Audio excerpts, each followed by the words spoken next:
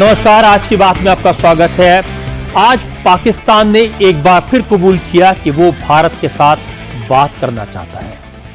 पाकिस्तान ने माना कि वो एक बार फिर अमेरिका के सामने जाकर रोया, लेकिन अमेरिका ने पाकिस्तान को बता दिया कि भारत किसी तीसरे देश का मीडिएशन स्वीकार करने को तैयार नहीं है।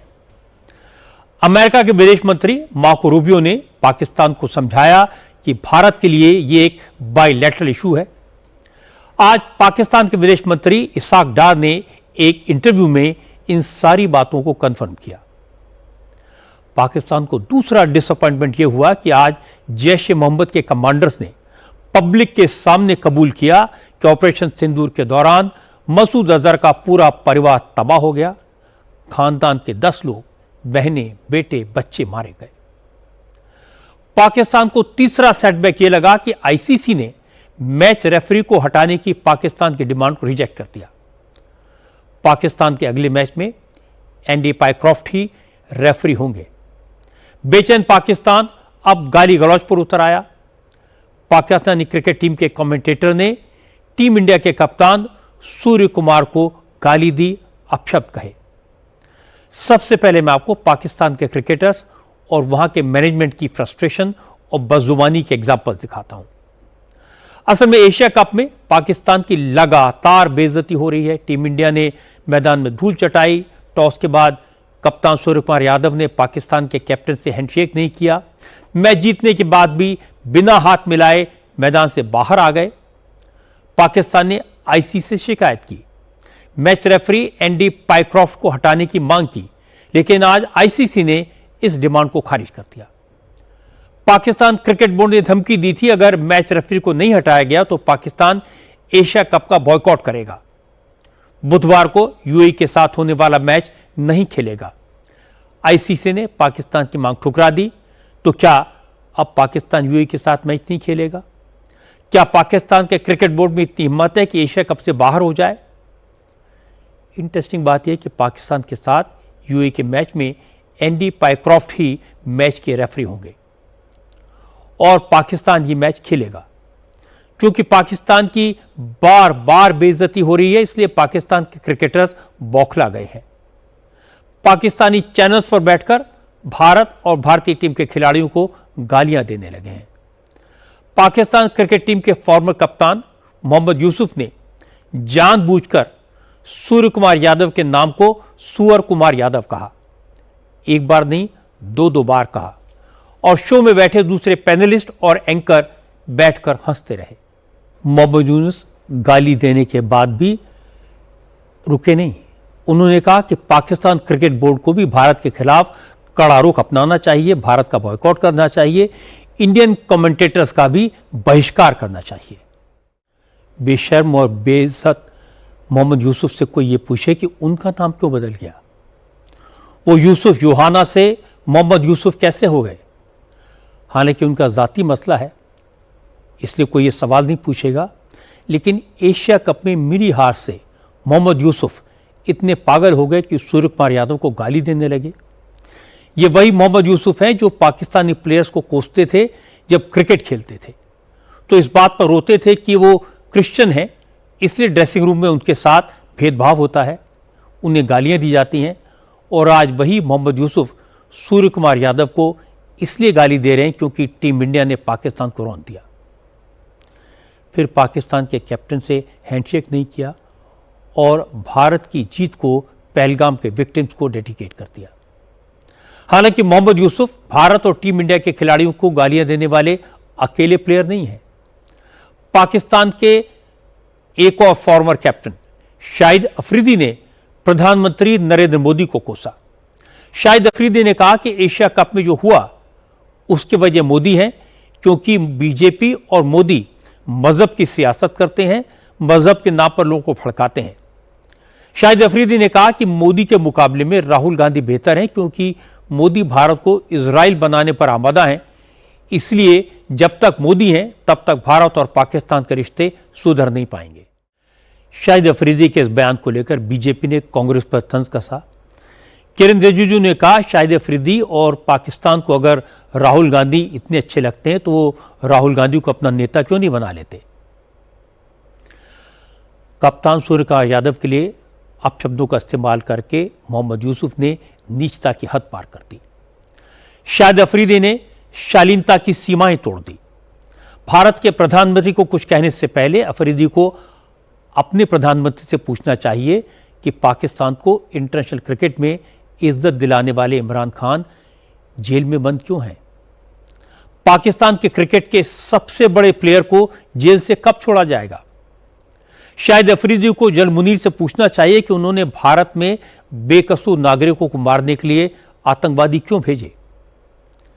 शाहिद अफरीदी को मसूद अजहर से पूछना चाहिए कि जब उसका खानदान ऑपरेशन सिंदूर में तबाह हुआ तो वो क्यों रोया? तो भी उसने दहशतगर्दी से तौबा क्यों नहीं की? ऑपरेशन सिंदूर की गूंज पाकिस्तान में तब तक सुनाई देगी जब तक एक एक आतंकवादी का सफाया नहीं हो जाएगा। पाकिस्तान में मौजूद दहशतगर्द तंजीमों के कमांडर्स के घाव अभी हरे हैं, भरे नहीं हैं। जैश ए मोहम्मद के कमांडर ने आज कबूल किया कि बहावलपुर पर भारत के हमले में आतंकी मसूद अजहर के फैमिली मेंबर्स मारे गए थे। मसूद अजहर के करीबी मसूद इलियास कश्मीरी ने हजारों लोगों के सामने भरे मंच पर स्वीकार किया कि जब हिंदुस्तान की फौज ने जैश के हेडक्वार्टर पर मिसाइल से हमला किया तो मसूद अजहर के खानदान के कई लोगों के चिथड़े उड़ गए। हालांकि मसूद अजहर ने तो तभी मान लिया था कि उसके खानदान के 10 लोग मारे गए हैं, लेकिन आज पहली बार पाकिस्तान में इस सच्चाई को खुले मंच पर स्वीकार किया गया। ये टेररिज्म, ये दहशतगर्दी की बकवास सीने के साथ लगाए इस मुल्क की नजरियाती जुग्राफियाई सरहदों के लिए कभी हम दिल्ली से टकराए, कभी हम काबुल में टकराए, कभी हम कंधार से टकराए। सब कुछ कुर्बान करने के बाद 7 मई को बहावलपुर के अंदर मौलाना मसूद अजहर की फैमिली के लोग, बहने और बेटे और बच्चे रेजा रेजा हो गए, टुकड़ों में तकसीम हो गए। हालांकि मसूद इलियास कश्मीरी ने यह दावा भी किया कि मसूद अजहर की कोशिश अब रंग ला रही है। अब तक पाकिस्तान की फौज भारत के खिलाफ दहशतगर्दों को आगे करती थी, खुद पर्दे के पीछे रहती थी, लेकिन अब पाकिस्तान की तीनों सेनाएं जिहाद के रास्ते पर चलने के लिए तैयार हो गई हैं। ये मसूद अजहर की कुर्बानियों का ही नतीजा है, ये दावा किया। डर की बात नहीं है। मौलाना की तरबियत, मौलाना का तरीका, उस्लूब और मनहज, मौलाना का एतदाल और मौलाना की सच्चाई बता रही है कि बहावलपुर के अंदर वो मासूम 2-2, 4-4, 5 साल के बच्चों के ताबूत निकलते हैं और इधर GHQ से आर्मी चीफ ऑर्डर जारी करता है कि इन शुहादा के ताबूतों को सलामी दी जाए। कोर कमांडर इनके जनाजे में शरीक होगा, फजाइया इनके जनाजों पर पहरा देगी, आर्मी के जवान अपनी वर्दी के अंदर इनको सलामी पेश करेंगे। 25 साल सबर, हिम्मत, इस्तिकामत के बाद आज हम रियासत को, बर्री और बहरी फजाई अफवाज को जिहादी नजरिए के ऊपर लेकर आए हैं। शुहदा जैशे मोहम्मद के हैं, इंतकाम लेने वाली पाकिस्तान की फजाइया है। आतंकवादी भारत के खिलाफ जहर उगल रहे हैं, लेकिन पाकिस्तान की सरकार अब भारत के साथ बातचीत के लिए बेकरार है। बार बार भारत से बातचीत की टेबल पर आने की गुहार लगाई जाती है। इसके लिए अमेरिका से मदद मांगी जा रही है। आज ये बात पाकिस्तान के विदेश मंत्री इसाक डार ने खुद कबूल की। इसाक डार पाकिस्तान के वजीर आजम शहबाज शरीफ के करीबी हैं, पाकिस्तान के डिप्टी प्राइम मिनिस्टर भी हैं। आज इसाक डार ने कहा कि पाकिस्तान तो कब से भारत से बातचीत करने के लिए तैयार है, लेकिन भारत बात नहीं करना चाहता। पाकिस्तान ने अमेरिका से मदद मांगी थी, लेकिन भारत ने अमेरिका से भी दो टूक कह दिया कि अमेरिका इस मामले में बीच में न पड़े, क्योंकि भारत और पाकिस्तान का मसला बाइलैटरल है।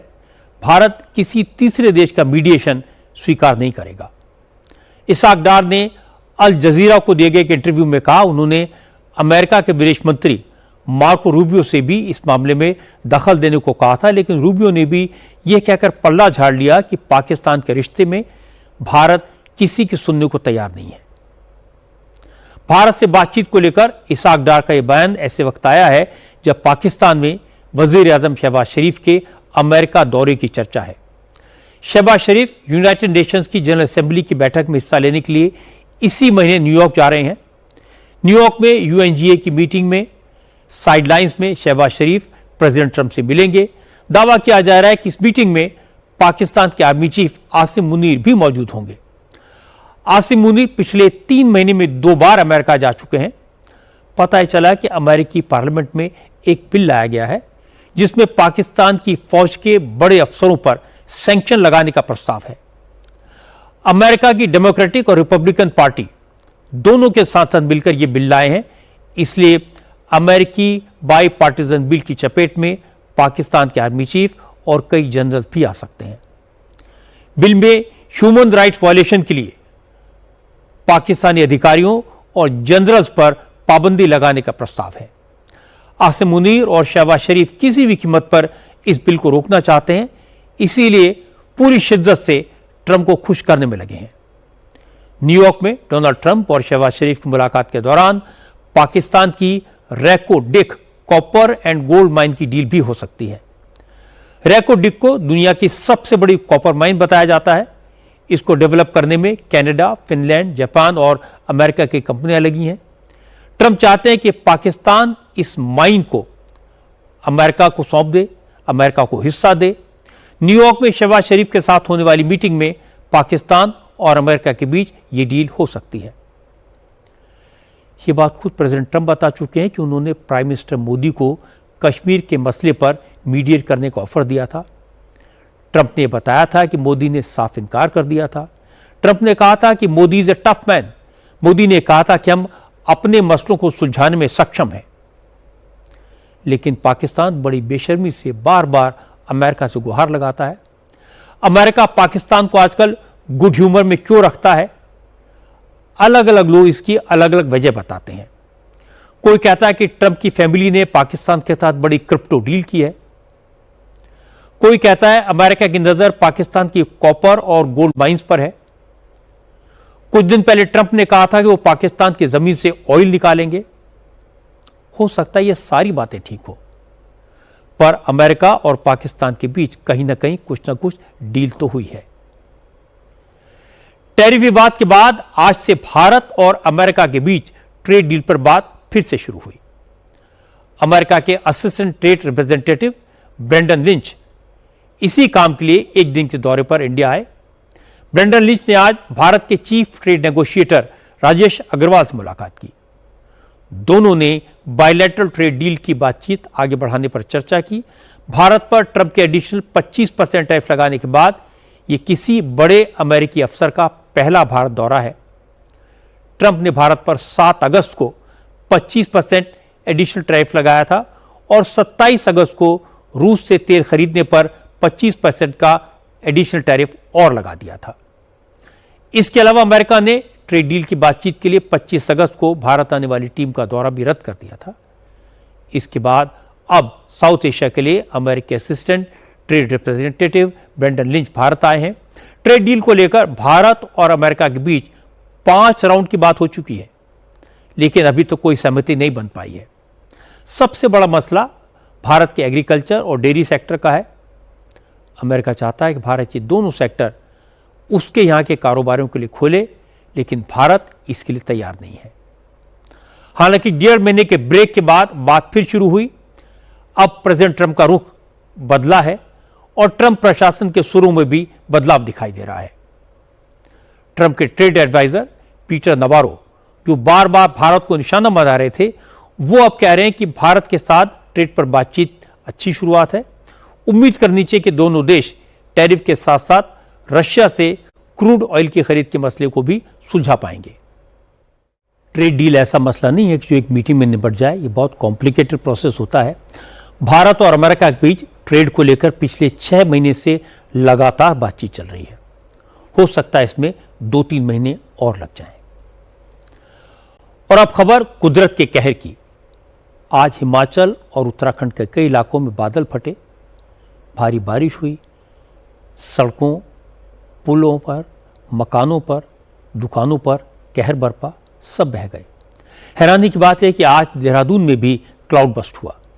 देहरादून में सहस्त्रधारा कार्लीगाड़ क्षेत्र में बादल फटने से 13 लोगों की मौत हो गई, करीब 100 लोगों को रेस्क्यू किया गया, लेकिन कई लोग अभी भी लापता हैं।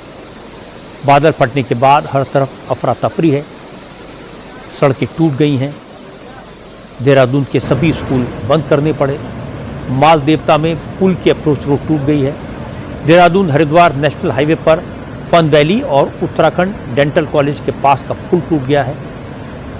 कल रात करीब 11:30 बजे अचानक बादल फटा, काडीगढ़ के मेन मार्केट में कई दुकानें बह गईं। आज सुबह तक हालत ये थी कि मेन मार्केट के बीच में नदी बह रही थी और हर तरफ मलबा ही मलबा दिखाई दिया। देहरादून में आज बाढ़ से हुई तबाही की सबसे खतरनाक तस्वीर विकासनगर से आई। विकासनगर टोंस नदी के किनारे है। आमतौर पर नदी में वाटर लेवल 2 से 3 फीट रहता है। लोग नदी से रेत और बजरी निकालते हैं, लेकिन आज जिस वक्त बादल फटा उस वक्त एक ट्रैक्टर ट्रॉली पर सवार होकर 14 लोग टोंस नदी से रेत और बजरी निकालने जा रहे थे। उसी वक्त अचानक सैलाब आया, नदी का वाटर लेवल 5 से 6 फीट तक बढ़ गया। ट्रैक्टर उफनती लहरों के बीच फंस गया और देखते ही देखते ट्रैक्टर ट्रॉली बह गई। इसमें सवार लोग लहरों में समा गए। अब तक 6 लोगों के शव बरामद किए जा चुके हैं। 2 लोगों को बचा लिया गया है, जबकि 6 अभी लापता हैं। एसडीआरएफ और एनडीआरएफ की टीम्स इस इलाके में रेस्क्यू ऑपरेशन चला रही है। मिसिंग लोगों को खोजने की कोशिश की जा रही है।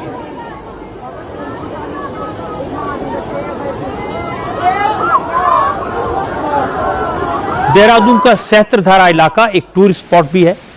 नदी किनारे छोटी छोटी दुकानें, रेस्टोरेंट, होटल्स और कुछ रिजॉर्ट भी बने हुए हैं, लेकिन बादल फटने के बाद इतना ज़्यादा पानी आया, इतनी ज़्यादा स्पीड से आया कि लोगों को बचने का मौका ही नहीं मिला। नदी के आसपास की ज़्यादातर दुकानें बह गईं। जो रिजॉर्ट नदी के आसपास बने थे उनको भी काफ़ी नुकसान पहुंचा है। लोगों का आरोप है कि रिवर बेड पर नदी के कैचमेंट एरिया में एनक्रोचमेंट करके दुकानें और रिजॉर्ट बना दिए गए थे। नदी का रास्ता रोका गया, इसलिए उत्तराखंड में इस तरह की तबाही देखने को मिली। देहरादून में क्लाउड बस्ट के बाद तामसा नदी का भी रौद्र रूप देखने को मिला। टपकेश्वर महादेव मंदिर भी इसकी चपेट में आ गया। टपकेश्वर महादेव मंदिर के पुजारी ने बताया कि सुबह 5 बजे नदी का वाटर लेवल अचानक बढ़ा। नदी में पानी के साथ साथ बड़ी मात्रा में मलबा और टूटे हुए पेड़ बहकर आए। इससे मंदिर को काफ़ी नुकसान पहुंचा है। कई मूर्तियां बह गई, लेकिन गर्भगृह सुरक्षित है।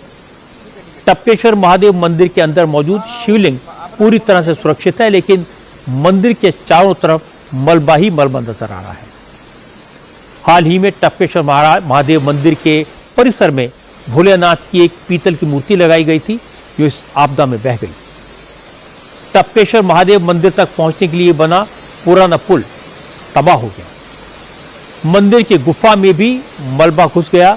मंदिर के महंतों का कहना है कि पहली बार देहरादून के इतिहास में तमसा नदी का इतना रौद्र रूप देखने को मिला। मंदिर की गुफा में भी पहली बार मलबा घुसा है। बाढ़ और बारिश का कहर ऐसा था कि जो जहां था वहीं फंस गया।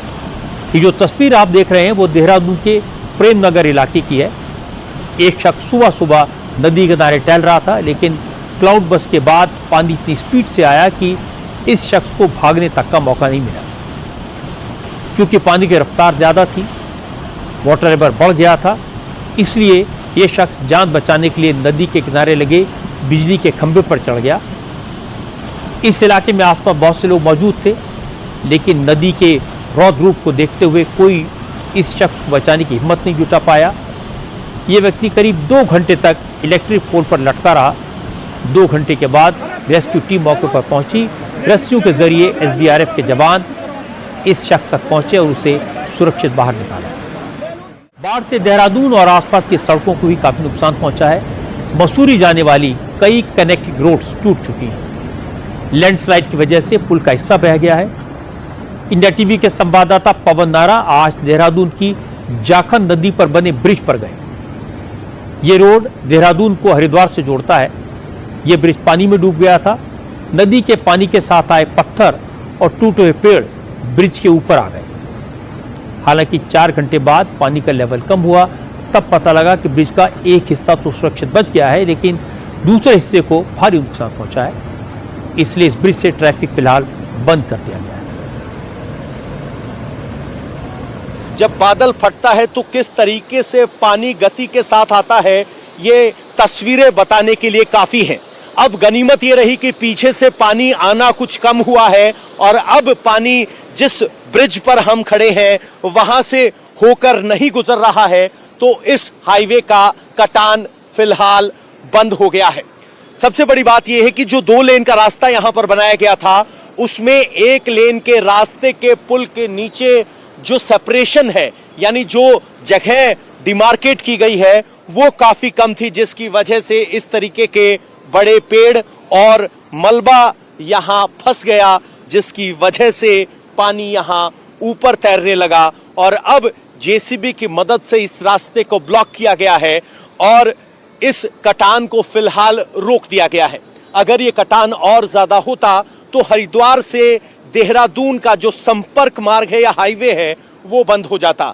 देखिए, ये पुल काफी ऊंचा है और इसके बीच का स्पैन काफी लंबा है, लेकिन जिस पुल पर हम खड़े हैं उसके स्पैन नैरो हैं, जिसकी वजह से ये सारा मलबा फंस गया और पानी पुल के ऊपर से गुजरता हुआ नजर आया। आज उत्तराखंड के मुख्यमंत्री पुष्कर सिंह धामी का जन्मदिन है, लेकिन बादल फटने से हुई तबाही के कारण पुष्कर सिंह धामी का पूरा दिन इस मुसीबत में फंसे लोगों की मदद में बीता। धामी ने कहा कि बादल फटने से देहरादून और उत्तरकाशी में बहुत नुकसान हुआ है। प्रधानमंत्री नरेंद्र मोदी और होम मिनिस्टर अमित शाह ने धामी से बात की है, हालात की जानकारी दी और हर मुमकिन मदद का भरोसा दिया। धामी ने कहा कि सरकार की पहली प्राथमिकता सड़क मार्ग बहाल करना है और बिजली की सप्लाई को फिर से शुरू करना है। बादल फटने के कारण से देहरादून जनपद, टिहरी जनपद और उत्तरकाशी के भी कुछ इलाकों में आज काफी नुकसान हुआ है। बड़ी आपदा आई है, बादल भी फटा है, जान माल की भी क्षति हुई है। अनेक स्थानों पर संपर्क मार्ग कट गए हैं, पुल भी इस आपदा की भेंट चढ़ गए हैं। नदियों का जलस्तर काफी उफान पर है। ऐसे पूरे क्षेत्रों का लगभग सभी क्षेत्रों पर सभी अधिकारी जो आपदा प्रबंधन से जुड़े हुए हैं, जिला प्रशासन के हैं, एनडीआरएफ, एसडीआरएफ के लोग हैं, सभी समन्वय के साथ सभी क्षेत्रों में राहत के काम, बचाव के कार्य कर रहे हैं। मैं भी गया था, कुछ स्थानों पर देखा है मैंने भी, और हमारा प्रयास होगा कि जल्दी से जल्दी एक तो जो संपर्क मार्ग कट गए हैं, भू धसाव की चपेट में आ गए हैं, आपदा की भेंट चढ़ गए हैं, उनको फिर से चालू किया जाए। बिजली की लाइनें भी ध्वस्त हो गई हैं, पुल भी जो ध्वस्त हुए हैं, नेशनल हाईवे भी इस कारण से प्रभावित हुआ है। हम प्रयास कर रहे हैं जल्दी से जल्दी स्थिति। उत्तराखंड के पड़ोसी राज्य हिमाचल का भी हाल बेहाल है। सबसे ज्यादा नुकसान मंडी जिले में हुआ, जहां 3 लोगों की मौत हो गई। मरने वालों में 2 महिलाएं और 1 बच्चा शामिल है। मंडी के धर्मपुर रोडवेज बस स्टैंड की तस्वीर जिसने भी देखी वो हैरान रह गया। मंडी के धर्मपुर बस अड्डे में भारी बारिश से नुकसान हुआ। बादल फटने से आई फ्लैश फ्लड की वजह से 20 बसें बुरी तरह टूट गईं। एक ही रात में हिमाचल ट्रांसपोर्ट को 6 करोड़ का नुकसान हुआ। इससे पहले 2013 और 2015 में भी बस अड्डे को नुकसान हो गया था, लेकिन अब सरकार ने इस बस स्टॉप को दूसरी जगह शिफ्ट करने का फैसला किया है। हिमाचल प्रदेश में इस साल बादल फटने की वजह से 46 घटनाएं हो चुकी हैं। 20 जून से अब तक 412 लोगों की मौत हुई है, जबकि 41 लोग लापता हैं। उत्तराखंड और हिमाचल में इस बार पानी ने बहुत तबाही मचाई है। पंजाब में भी काफी नुकसान हुआ। महाराष्ट्र के कई इलाकों में अभी भी भारी बारिश चुनौती बनी हुई है। कल 17 सितंबर से मॉनसून पंजाब और गुजरात से वापस लौटना शुरू हो जाएगा।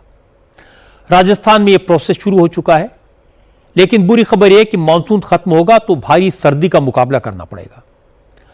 अमेरिका की वेदर एजेंसी ने भविष्यवाणी की है कि भारत में इस साल जितनी भारी बारिश हुई है उसी तरह कड़ाके की ठंड भी पड़ेगी। पहाड़ी राज्यों में बर्फबारी और भी ज्यादा होगी। अब बात करते हैं बिहार की। बिहार में अब चुनाव की गर्मी धीरे धीरे बढ़ने लगी है। आज तेजस्वी यादव नई यात्रा पर निकल गए। राहुल गांधी के साथ वोट अधिकार यात्रा 2 हफ्ते पहले खत्म हुई और अब तेजस्वी बिहार अधिकार यात्रा पर निकले हैं। तेजस्वी की इस चुनावी यात्रा के लिए एक हाईटेक रथ डिजाइन किया गया है, जिसमें बैठकर तेजस्वी 5 दिन में नालंदा, बेगूसराय, खगड़िया, मधेपुरा, सहरसा, सुपौल, समस्तीपुर और वैशाली जैसे 10 जिलों का दौरा करेंगे।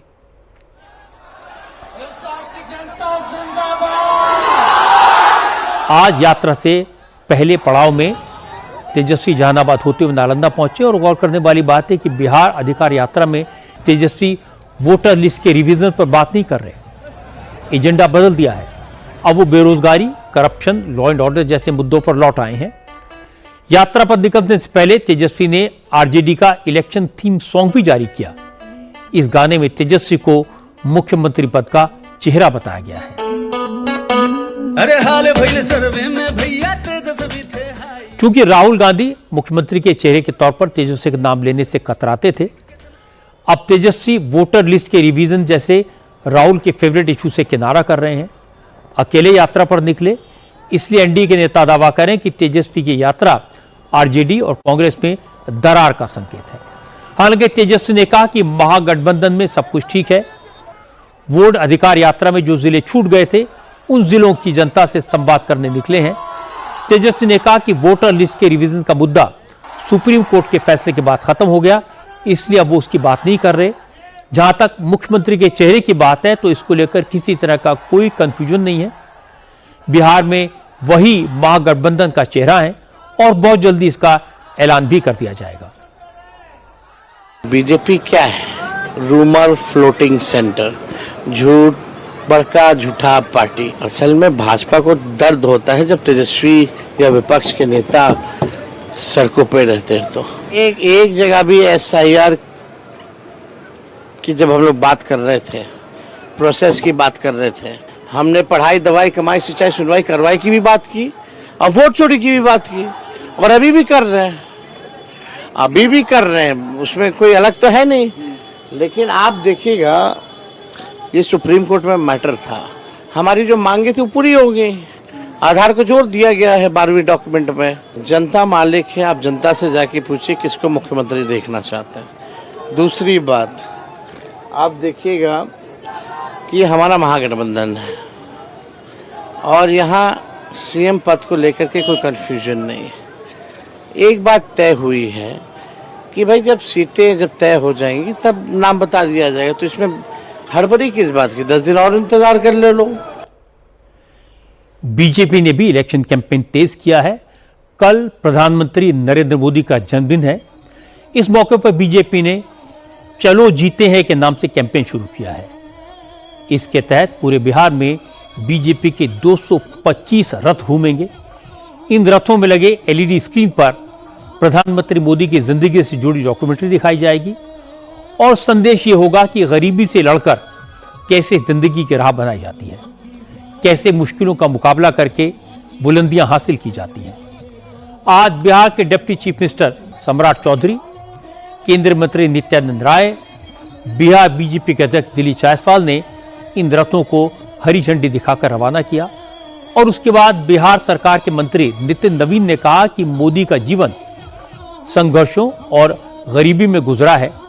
ये फिल्म बिहार के लोगों को जिंदगी जीने की प्रेरणा देगी। दूसरी तरफ तेजस्वी हैं जिन्हें सब कुछ विरासत में मिला है। तेजस्वी को जमीनी हकीकत का अंदाजा नहीं है, इसलिए उन्हें यात्रा करनी पड़ रही है। नितिन नवीन ने कहा कि तेजस्वी की यात्रा लोगों का दुख दर्द जानने के लिए नहीं है, बल्कि खुद को मुख्यमंत्री का चेहरा बनाने के लिए है, क्योंकि कांग्रेस ने उन्हें गठबंधन का चेहरा मानने से इनकार कर दिया है। भैया अगर समय पर जनता के बीच में घूमे होते, संघर्ष किया होता, सड़क पर निकले होते तो आज यात्रा करने की जरूरत नहीं पड़ती। और यात्रा करना एक उद्देश्य के लिए होता है। आप तो निजी महत्वाकांक्षा के लिए अपने आप को मुख्यमंत्री बनाने के लिए यात्रा निकाले हैं। जनता को मालूम है ये जब जीते हैं तो अपने लिए ही जीते हैं, ये किसी और के नहीं। आज जो जीते हैं वो दूसरों के लिए जीते हैं, दोनों में अंतर क्या है देखिए। कांग्रेस ने कभी भी गठबंधन को अपनाया नहीं। हम लोग गठबंधन को अपने दिल में बसा के उसके साथ चलते हैं। अपने कुर्बानी भी देनी पड़ती है तो गठबंधन के धर्म का निभाते हैं। ये लोग तो निजी महत्वाकांक्षा वाले लोग हैं। सबको देखा नहीं था इससे पहले क्या हुआ था, हर्ष इंडिया अलायंस का बड़े बड़े 5 सितारे होटल में बैठक चल रहे थे, बाद में 5 दिशा में निकल लिए। लेकिन प्रशांत किशोर ने तेजस्वी की यात्रा की एक अलग वजह बताई। प्रशांत किशोर ने कहा उन्होंने बिहार की जनता को जागरूक कर दिया है, इसलिए अब आरजेडी और जेडीयू के नेताओं को एयर कंडीशन कमरों से निकलकर जनता के बीच जाना पड़ रहा है। कि ये जनता की ताकत है, जन सुराज की ताकत है कि हर नेता को अब जातीय समीकरण छोड़कर जनता के पास आना पड़ेगा, जनता की बात सुननी पड़ेगी, जनता से लूटा हुआ पैसा वापस करना होगा। जो तिजोरी में पैसा रखे हुए है जनता का, वो पैसा जनता को वापस देना पड़ेगा। यह बहस तो बेमानी है कि महागठबंधन की तरफ से मुख्यमंत्री पद का दावेदार कौन होगा। आरजेडी विपक्ष की सबसे बड़ी पार्टी है, तेजस्वी इसके स्वाभाविक लीडर हैं। एनडीए में हालांकि बीजेपी सबसे बड़ी पार्टी है, लेकिन वो नीतीश कुमार के चेहरे पर चुनाव लड़ रही है। नीतीश कुमार हर रोज एक नई स्कीम का ऐलान करके तेजस्वी की मुश्किलें बढ़ा देते हैं। आज नीतीश ने स्टूडेंट्स को बड़ा तोहफा दिया, स्टूडेंट क्रेडिट कार्ड में मिलने वाले लोन को इंटरेस्ट फ्री कर दिया। जिस लोन को 5 साल में चुकाना होता था उसे बढ़ाकर 7 साल कर दिया। 2 लाख से ऊपर का लोन चुकाने की समय सीमा 7 साल से बढ़ाकर 10 साल कर दी गई। इन सारी बातों का चुनाव में फायदा तो होगा। आज उत्तर प्रदेश के गोरखपुर में जमकर हंगामा हुआ। गौ तस्करों ने एक नौजवान की हत्या कर दी और इसके बाद पब्लिक भड़क गई। हालात को काबू करने में पुलिस के पसीने छूट गए। नाराज लोगों ने पुलिस पर भी पत्थर चलाए। गोरखपुर पिपराइच रोड को जाम कर दिया। कई घंटों तक इस इलाके में नारेबाजी चलती रही। करीब 5 घंटे तक समझाने बुझाने के बाद इस रास्ते को खोला जा सका। असल में कल रात कुछ गौ तस्कर 2 पिकअप वैन लेकर गांव में पहुंचे। अंधेरे में गायों की पिकअप वैन में लादने की काम शुरू किया। गांव वालों को भनक लग गई और शोर मचा तो गौ तस्कर भागने लगे, लेकिन उनकी एक गाड़ी कीचड़ में फंस गई। एक गौ तस्कर गांव वालों के हत्थे चढ़ गया। उसके बाकी साथी दूसरी गाड़ी से भागने लगे। 19 साल के दीपक गुप्ता ने गौ तस्कर की गाड़ी का पीछा किया। कुछ दूरी पर अपराधियों ने अचानक गाड़ी रोककर दीपक को गाड़ी में खींच लिया और उसकी हत्या कर दी। फिर दीपक की बॉडी को सड़क पर फेंककर भाग गए। सुबह गांव से कुछ दूर दीपक का शव मिला तो नाराज गांव वालों ने प्रोटेस्ट किया। घटना के आई विटनेस एक युवक ने बताया कि दीपक अकेला बदमाशों के पीछे गया था। तस्करों ने उसे पहले गाड़ी में खींचा। जब उन्हें लगा वो पकड़े जाएंगे तो बदमाशों ने दीपक की हत्या कर दी। 11:50 की घटना है। पशु तस्कर थे, 2 पिकअप कार से आए। उसके बाद लगभग में 10-12 की जनसंख्या थी। उसके बाद ये पुलिस वाले बन के उनके दुकान के सामने जाके खटखटाएं। उसके बाद आए सब, वो बंदा गया खोजने। वो लड़का आगे जाके स्कूटी से आगे बढ़ा। वो सब वेट कर रहे थे, उसके अपने पिकअप कार से उसे जाके लड़ा दिए। उसके बाद वो नहर में गिरा, उसे उठा के अपने साथ रखें। उसके बाद वो बार बार अपने अगले वाले टीम साथी से संपर्क कर रहे थे कि मतलब तब उसे लगा कि हाँ मेरे साथी सभी पकड़ा गए, क्योंकि वो सबका दूसरा पिकअप जो था वो जमीन में धंस गया था। एक लोगों को हम लोग दौड़ा के पकड़ा गया, मतलब गांव के लोग दौड़ा के पकड़े। उसके बाद उसके पास वो बार बार कॉल कर रहा था। पता चला गांव के माध्यम से कि मतलब वो बार बार कॉल कर रहा था। वो कॉल नहीं उठाया तो वो इस खुन्नस में उसका मतलब मुंह में डाल के दर्दनाक हत्या कर दिया। गांव वाले पुलिस के रवैये से बहुत नाराज हैं। गांव वालों ने एक अपराधी को पकड़कर गांव के मंदिर के कमरे में बंद किया था। पुलिस इस अपराधी को कब्जे में लेना चाहती थी, लेकिन गांव वालों का कहना है कि पुलिस पहले दीपक की हत्या करने वाले गौ तस्करों को पकड़ कर लाए। लेकिन पुलिस ने कानून व्यवस्था का हवाला देकर जब बदमाश को लोगों के चंगुल से छुड़ाने की कोशिश की तो लोग भड़क गए पुलिस पर पथराव शुरू कर दिया।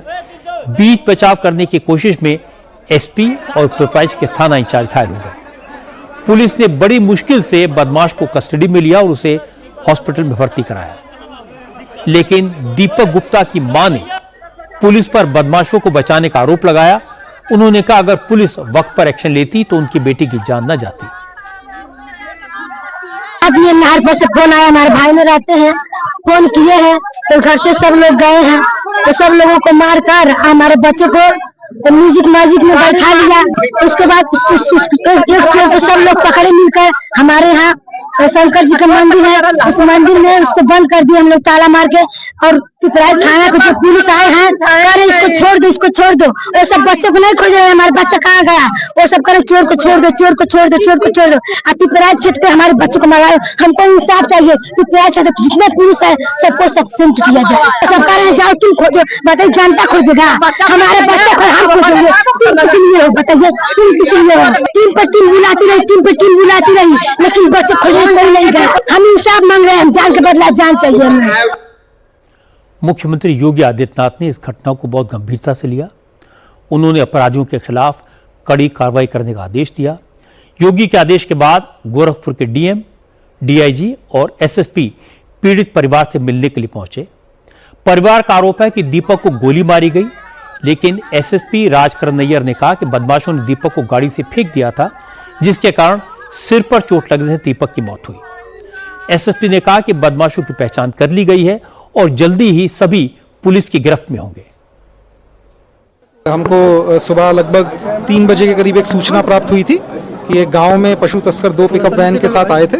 इसके क्रम में गांव के लोगों के द्वारा जब उनको चेस किया गया तो उनमें से एक गाड़ी जो है वहीं पे गांव में फंस गई थी, जिसके लोग वहां से भाग निकले और दूसरी जो गाड़ी है उसको गांव के एक युवक के द्वारा चेस किया गया, जो कि उस गाड़ी पे गाड़ी पे जो भी तस्कर थे उन्होंने उसको अपने साथ ले लिया और ले जाकर के आगे पिकअप से धक्का दे दिया, जिससे उसके सर पे चोट आई है। और जो प्रथम दृष्टया देख करके बॉडी को समझ में आ रहा है सर के पीछे उसके चोट लगी है सड़क पे गिरने से, जिसकी वजह से उसकी मृत्यु हो गई है। कुछ लोगों के द्वारा इसमें चलाया गया था कि फायर आर्म इंजरी है। अभी तक प्रथम दृष्टया बॉडी को मेरे द्वारा भी देखा गया, चोटों को देखा गया, उसमें कोई फायर आर्म इंजरी अभी सामने नहीं आई है। जो भी हमारे अभियुक्त थे जो कि इसमें आ रहे थे उन सबकी पहचान करके उन सबके लिए हमारी 5 टीमें इस समय लगी हुई हैं। उनके जहां जहां के रहने वाले थे उन क्षेत्रों में हमारे द्वारा टीमों को भेज दिया गया। सबकी गिरफ्तारी के लिए तत्काल हमारी टीम लगी है। अब से थोड़ी देर पहले थाने के सभी पुलिस कर्मियों को सस्पेंड कर दिया गया है। पुलिस को घटना से पहले का एक सीसीटीवी फुटेज भी मिला है। इसमें तस्कर एक गाय को पिकअप वैन में डालने की कोशिश करते हुए नजर आ रहा है। गोरखपुर के डीएम दीपक कुमार मीणा ने कहा प्रशासन दीपक के परिवार की हर संभव मदद करेगा और दीपक की हत्या करने वालों को कड़ी से कड़ी सजा दिलवाई जाएगी। एक दुखद घटना है और इसमें पुलिस द्वारा कठोर कार्रवाई की जा रही है। लगातार टीम्स काफी मूव कर रही हैं और जल्दी से जल्दी हम दोषियों के खिलाफ कठोर कार्रवाई कर लेंगे। इसके अलावा परिवार की जो भी अपनी डिमांड्स थी उनसे बात भी की गई है। उन्हें बताया गया है कि जो भी अनुमन्य धनराशि और सहायता धनराशि उनको मिलेगी। इसके अलावा जितनी भी स्थानीय स्तर पे हम परिवार की मदद कर सकते हैं वो हमारी बात हुई है। जो उनकी स्थानीय समस्या और कुछ है उसका भी हम लोग निराकरण करवा के उनकी मदद करवाएंगे। वो ऑलरेडी लेके गए हैं जहाँ पे उनका इलाज चल रहा है, क्योंकि यहाँ पे भी जब उनको पकड़ा गया तो मॉब भी काफी आक्रोशित थी और कई बार इन्हीं प्रकरणों में मॉब लिंचिंग और इस तरीके की कार्रवाई हो जाती है, तो इसलिए ये चीजें शेयर नहीं की गई। नहीं तो कार्रवाई तो जो दोषी है उसके खिलाफ कठोर की जाएगी। ये घटना चौंकाने वाली है। योगी आदित्यनाथ ने गौहत्या के खिलाफ सख्त कानून बनाया है। गौ तस्करों के खिलाफ पूरे प्रदेश में मुहिम चलाई गई है। इसके बाद भी अगर गौ तस्कर गोरखपुर में इस तरह के अपराध को अंजाम देने की हिम्मत जुटाते हैं तो ये बड़ी बात है। इसीलिए लोगों में इतनी नाराजगी देखने को मिली। लेकिन योगी आदित्यनाथ ने जिस तरह से इस मामले में इंटरवीन किया, थाने के सभी पुलिसकर्मियों को सस्पेंड कर दिया, पुलिस अफसर एक्शन में आ गए, इसलिए भरोसा करना चाहिए कि अपराधी कल सुबह सूरज निकलने से पहले सलाखों के पीछे होंगे। आज लखनऊ से एक दर्दनाक खबर आई। ऑनलाइन गेमिंग की लत कितनी खतरनाक हो सकती है, इसका एक सबूत आज लखनऊ के मोहन लालगंज इलाके से आया। ऑनलाइन गेमिंग में 14 साल के बच्चे ने पिता के अकाउंट में रखे 13 लाख रुपए लगा दिए और सारा पैसा हार गया। जब इस बात की जानकारी परिवार को हुई तो बच्चे ने आत्महत्या कर ली। यश यादव नाम का यह बच्चा 6th क्लास में पढ़ता था। उसके पिता सुरेश यादव मेहनत मजदूरी करते थे। 2 साल पहले उन्होंने घर बनवाने के लिए 13 लाख रुपए में पुश्तैनी जमीन बेची। सुरेश यादव ने यह पैसा अपने बैंक में रखा हुआ था। अकाउंट नंबर उनके फोन नंबर से लिंक्ड था। क्योंकि सुरेश यादव और उनकी वाइफ ज्यादा पढ़े लिखे नहीं हैं, उनका इकलौता बेटा यश पिता का फोन इस्तेमाल करता था। यश ने इस नंबर से ऑनलाइन पेमेंट मोड एक्टिवेट कर दिया और फ्री फायर नाम का वीडियो गेम खेलने लगा और पिता के अकाउंट में रखे 13 लाख रुपए गंवा दिए। हालांकि परिवार को इसके बारे में कुछ पता नहीं था, लेकिन सुरेश यादव इलाज के लिए हॉस्पिटल में गए। पैसे की जरूरत पड़ी तो 20,000 रुपए निकालने बैंक गए तो पता चला उनके अकाउंट में 1 रुपया भी नहीं है। बैंक वालों ने बताया कि किसी ऑनलाइन गेम में उनका पैसा लगाया गया है। घर आकर पिता ने बेटे से बात की, लेकिन बेटे ने कुछ नहीं बताया और कुछ देर बाद उसने दूसरे कमरे में जाकर फांसी लगा ली। अच्छा, कौन सा गेम खेल रहा था? अब सर ये पता नहीं था। अच्छा, कितना पैसा हारा होगा ऑनलाइन गेम में? 13 लाख रुपए सर। अच्छा, कैसे पता चला कि 13 लाख रुपए? जब बैंक में गए अपना पैसा निकालने, हमने कहा दवा के लिए लाओ 10-20 हज़ार रुपये निकालना है। वहाँ निकालने गया तो चेक भरे तो बैंक वाला कहने लगा तुम्हारे खाते में जीरो, कुछ है ही नहीं। हमने सब लौटा तो हमने उनसे कहा 1 महीना पहले तो हमारे खाते में 13 लाख था, उसके बाद जब आ जाए तो मतलब पैसे नहीं। तो बताया उसने बताया कि मतलब पूरा जो है ये मोबाइल द्वारा सारा पैसा गेम खेल के चला गया। पैसा क्या मतलब आपने जोड़ा था या जमीन वमीन बेची थी? जमीन बेचा था सर। कितने महीने पहले बेची थी? सर 2 साल हो गया सर। बैंक में पैसा निकालने यही जाता था या? ये नहीं जाते होते नहीं थे, ये नंबर मोबाइल नंबर मेरा लगा था यही वाला, और उसमें जो है मेरे नाम की आईडी बनाए थे, उसी आईडी से उसने कंडक्ट कर दिया था। फ्री फायर गेम खेलने के लिए यश अपने पिता का फोन इस्तेमाल करता था। मां ने बताया वो बेटे को बार बार ज्यादा फोन देखने पर टोकती थी, लेकिन वो हर बार यही कहता था कि फोन पर कार्टून देख रहा है। माता पिता को जरा भी अंदाजा नहीं था कि बेटा किसी ऑनलाइन गेम के चक्कर में फंसा है। नहीं मैम, हमको नहीं पता था। नहीं पता था तो क्या फोन पे बहुत रहते थे? हाँ, हर टाइम फोन पे रहते थे क्या? जितनी समय पढ़ाई करते थे उतनी समय नहीं, उसके बाद सिर्फ फोन। आप लोग को अंदाज नहीं था कि ये गेम खेलता है? नहीं मैम, हम लोग नहीं जानते थे। हम तो कहिए भैया हम मम्मी कार्टून देख रहे। तो कभी जैसे बातचीत होती थी बेटे से, वो बताता था कि गेम खेलते हैं मोबाइल में मजा? हम कुछ नहीं बतावत रहा है। जो हम कही वो करी, भैया इतना फोन मत कहते, बदला तू कहा कर, तू कहा मम्मी तुम तमीजन वाली बातें कर, तू हम त्या को कार्टून देख रहे ना, कुछ नहीं गई रहे। पिछले 1 महीने में लखनऊ में इस तरह का यह दूसरा मामला है। 22 अगस्त को लखनऊ में रहकर पढ़ाई कर रहे आजमगढ़ के सिद्धार्थ ने खुदकुशी कर ली थी। मरने से पहले 18 साल के सिद्धार्थ ने सुसाइड नोट में लिखा था उसकी गेम खेलने की लत से घर के सभी लोग परेशान हैं। काफ़ी कोशिश के बावजूद लत नहीं छूट रही है। ये इक्का दुक्का मामले नहीं है जहां ऑनलाइन गेमिंग की वजह से किसी की जान गई। ऑनलाइन गेम हो या फिर बैटिंग ऐप, इनकी वजह से सैकड़ों लोगों की जान गई है। हजारों घर उजड़े हैं, लाखों लोग कर्ज के जाल में फंस गए हैं।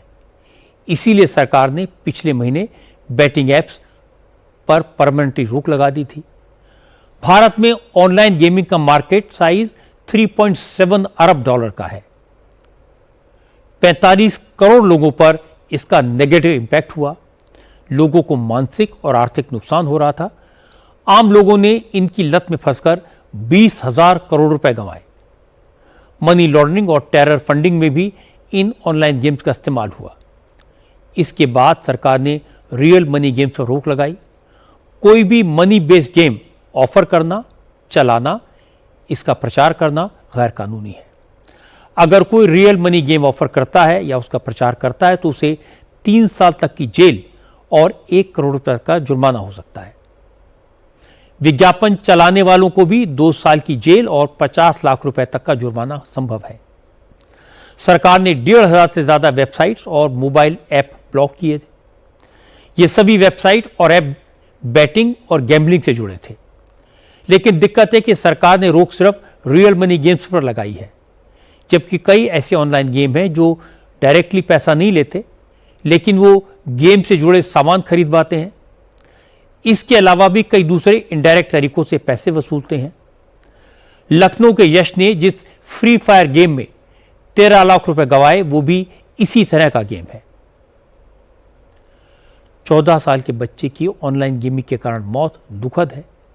याद दिलाती है कि मनी बेस्ड ऑनलाइन गेम्स पर पाबंदी लगाना कितना जरूरी था। ऑनलाइन गेम्स में पैसा ऑफर करने वाली कुछ कंपनियां इस कानून को बाईपास करने के तरीके निकालेंगी, बेईमानी के रास्ते ढूंढेंगी। इसलिए एजेंसीज को अलर्ट रहना होगा कि कोई भी इस तरह की ऑनलाइन गेमिंग कंपनी इनडायरेक्ट तरीके से पैसा ऑफर करके लोगों को गुमराह करने की कोशिश न करे। नया कानून बनने से कम ये फायदा हुआ है कि मनी बेस्ड ऑनलाइन गेम्स की प्रमोशन करने वाले अब गायब हो गए हैं। बहुत सारी कंपनियां बंद हुई हैं। आज तो ये कह सकते हैं, अगर ये कानून कुछ महीने पहले बन जाता तो 14 साल की यश की मौत शायद नहीं होती। उत्तर प्रदेश के लोगों के लिए एक अच्छी खबर आपको बता दूं, यूपी के ट्रांसपोर्ट डिपार्टमेंट ने आज एक बड़ा फैसला किया। 2017 से 2021 के बीच जिन लोगों की गाड़ियों के ई चालान हुए हैं, वो सारे चालान माफ हो जाएंगे। इसका मतलब यह कि 2017 से 2021 के बीच जो चालान कोर्ट में पेंडिंग है या जिनके टाइम लिमिट गुजर चुकी है, वो सारे चालान माफ कर दिए जाएंगे, खुद ब खुद खत्म हो जाएंगे। ये राहत टैक्स रिकवरी वाले केसेस, गंभीर दुर्घटनाओं और शराब पीकर गाड़ी चलाने वाले हुए चालानों पर लागू नहीं होगी। इस फैसले का सीधा फायदा उन लोगों को मिलेगा जिन्हें पेंडिंग ई चालान की वजह से गाड़ी का फिटनेस, परमिट, ट्रांसफर या हाई सिक्योरिटी नंबर प्लेट लेने में दिक्कत आ रही थी।